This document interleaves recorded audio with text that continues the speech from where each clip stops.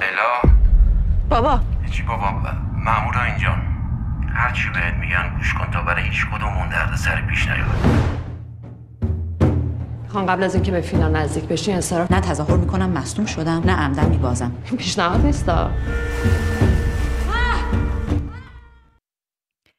Le cinéaste israélien Guy Nativ, résidant aux États-Unis, et la cinéaste iranienne Zahar Amir Ebrahimi, réfugiée en France, ont réalisé ensemble Tatami, un film sur le judo, inspiré par différentes histoires d'athlètes manipulés par les politiques. Moi, je ne connais rien aux règles du judo. Et pourtant, le film m'a fascinée. Il met en scène une jeune judokate iranienne, Leila Hosseini, venue en Géorgie avec sa coach Mariam Gambari pour participer au championnat du monde. Mais voilà qu'elle se voit sommée de se retirer de la compétition sous peine de graves rétorsions, au moment même où elle s'apprête à remporter la médaille d'or, et cela pour ne pas risquer de se retrouver face à une adversaire israélienne. La violence du régime iranien est ici dénoncée avec ses méthodes de chantage qui s'exercent en particulier contre les femmes. Ce thriller sportif et politique est tendu par un suspense à peine soutenable.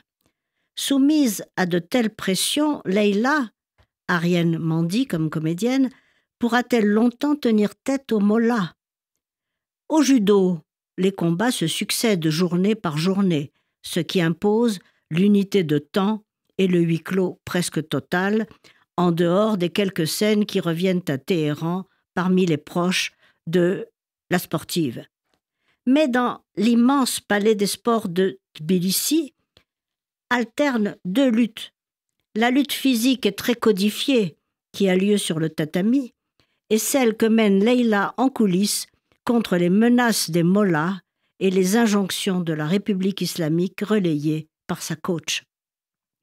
Il s'agit en effet dans ce film de montrer la différence entre un combat violent, certes, mais qui a des règles strictes, et un combat lâche et souterrain du fort contre le faible, à coups de menaces et de chantage.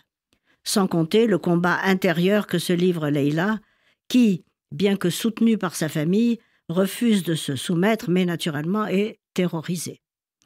Les réalisateurs filment en longues séquences les corps engagés dans les combats de judo très ritualisés, où les prises, les étranglements, les coups les plus durs portent des noms bien précis. Le magnifique noir et blanc rappelle la tragédie grecque filmée par Pasolini, avec le poids écrasant de la fatalité.